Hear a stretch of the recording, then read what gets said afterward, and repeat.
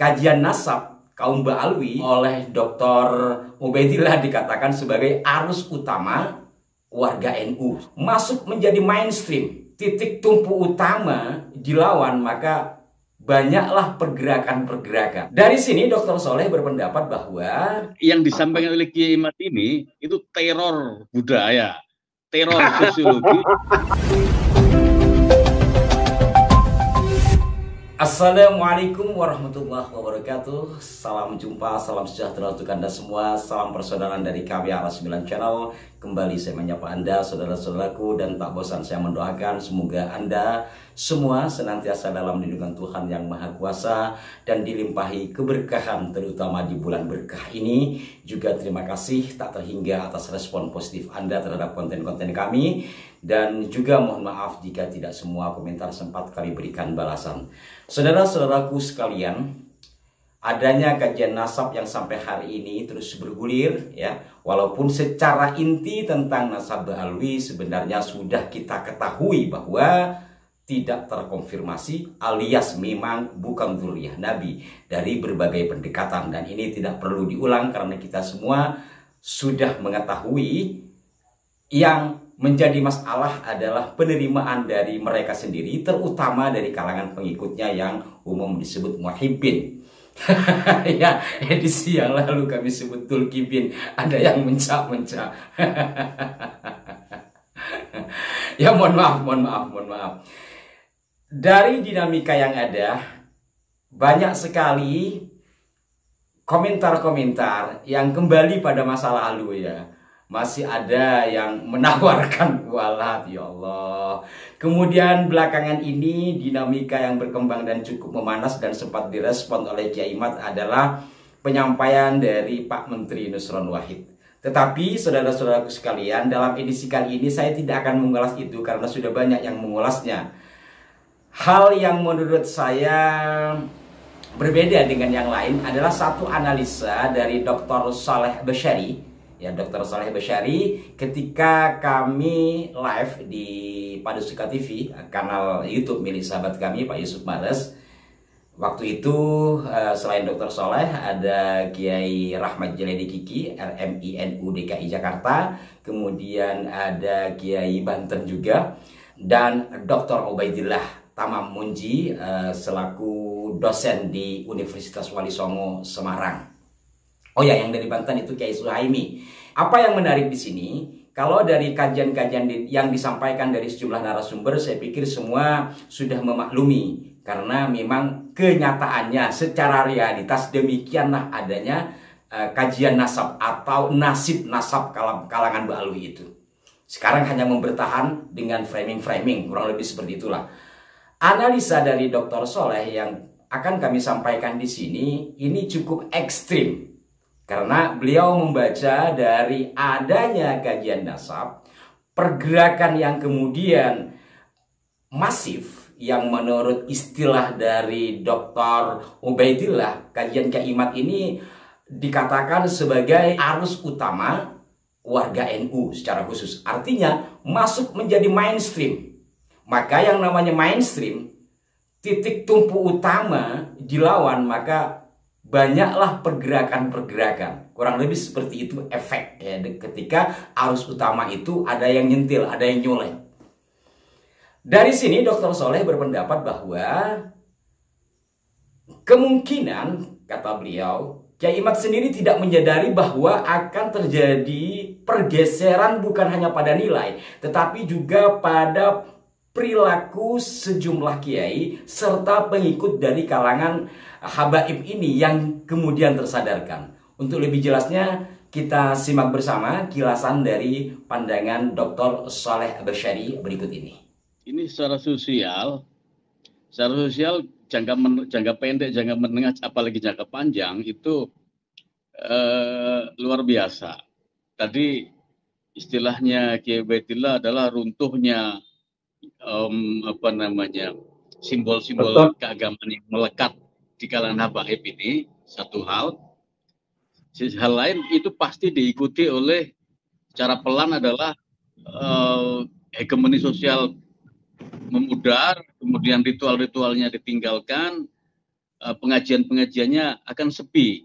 Itu jangka menengah dan panjang yang akan terjadi. Nah, saya melihat bahwa di Jakarta dan sekitarnya pengajian-pengajian dari kalangan habaib itu juga tidak seramai ketika 10-20 tahun lalu saya di Jakarta. Ini udah terasa sekali, terutama setahun belakangan. Gitu.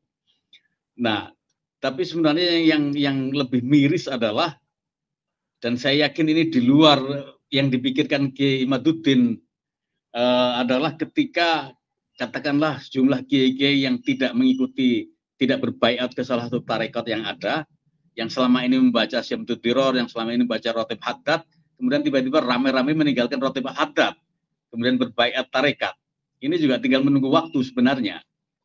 Nah, kemudian efek yang terakhir itu bisa saja bahwa Priok sepi, Kalibata Habib Kunjung sepi, kemudian yang lain-lain juga sepi. Karena ini yang disampaikan oleh Kiai Imad ini itu teror budaya, teror sosiologi. Kami jadi tertawa dari apa yang disampaikan oleh Dr. Soleh ini, teror budaya. Mungkin ini akan menambah panas dari kalangan Muhyiddin. Mohon maaf. Ini pandangan bukan utak-atik ya. Ini bukan ramalan. Ini analisa secara database. Dan dari apa yang disampaikan oleh Dr. Soleh, Anda bisa membacanya. Jadi analisa dengan prediksi itu ya beda-beda tipis. Tetapi kalau menganalisa yang sifatnya prediktif, memang karena analisanya itu kuat, kerap kali sesuai dengan apa yang disampaikan ketika menganalisa itu. Jadi sekarang kita bisa lihat bagaimana tempat-tempat yang dikatakan oleh Dr. Soleh tadi ya. Walaupun tidak total kemudian orang tidak berziarah ke Priok, kemudian ke Mbah Kunjung yang di Kalibata, walaupun tidak total masih ada, tapi volumenya berbeda. Begitu juga dengan pengajian-pengajian yang menghadirkan dari kalangan tokoh-tokoh Ba'alwi. Dan ini seringkali sudah dibahas oleh teman-teman. Intinya bahwa efek teror budaya itu kini sudah mulai terjadi. Maka dengan ini semestinya menjadi pembelajaran bagi kita semua, terutama bagi saudara-saudara kita yang masih menjadi pecinta. Bukan kita berhenti untuk mencintai, tidak. Ya, irhamu mamfil ardi yarhamukum ma fis samai. Itu konsepsi kita. Kita tetap mengasihi, sayangi, mencintai segala hal. Mamfil ardi, manusia-manusia yang ada di bumi, terlepas siapa dia. Maka dengan itu yarhamukum ma fis sama, kita akan dikasih sayangi oleh yang ada di langit. Tetap kita saling mencintai, tetapi kita melihat porsi. Artinya kalau meyakini kuburan itu keramat, benarkah keramat dari data-data yang ada? Atau jangan-jangan hanya dikeramat-keramatkan dengan memunculkan kisah-kisah Adi Kodrati yang menjurus kepada khurafat. Ini yang mesti kita sadari bersama. Karena tidak sedikit ya, saya pernah menjadi jurnalis yang urusan pekuburan itu, hampir Jakarta sampai Cirebon, Banten itu sudah pernah saya datangi. Ya, tidak sedikit dari makam-makam yang dikeramatkan itu dibumbui oleh kisah-kisah Adi Kodrati yang menjurus kepada persoalan khurafat itu. Ya, bukan karomah. Kalau karomah itu kan sekali ya, karena yang disebut karomah itu kan peristiwa luar biasa yang oleh Allah anugerahkan kepada kalangan waliullah. Waliullah aja kita nggak tahu kok tiba-tiba ada kekeramatan karomah yang muncul berulang-ulang. Padahal ketika bicara mukjizat, Kanjeng Nabi Isra aja sekali kan seperti itu, yang mecah bulan ya sekali. Jadi kalau sudah berulang-ulang, ini dikhawatirkan atau dicurigai mimba'dil khurafati kan seperti itu. Ya, demikian saudara-saudaraku sekalian, kilasan dari apa yang kami sampaikan ini dengan mengcapture atau menyampaikan ulang pernyataan dari Dr. Soleh Basyari, seorang akademisi di Nahdlatul Ulama. Semoga bermanfaat dan ini menjadi permenungan bagi kita, dan mari kita tetap saling mencintai satu sama lain.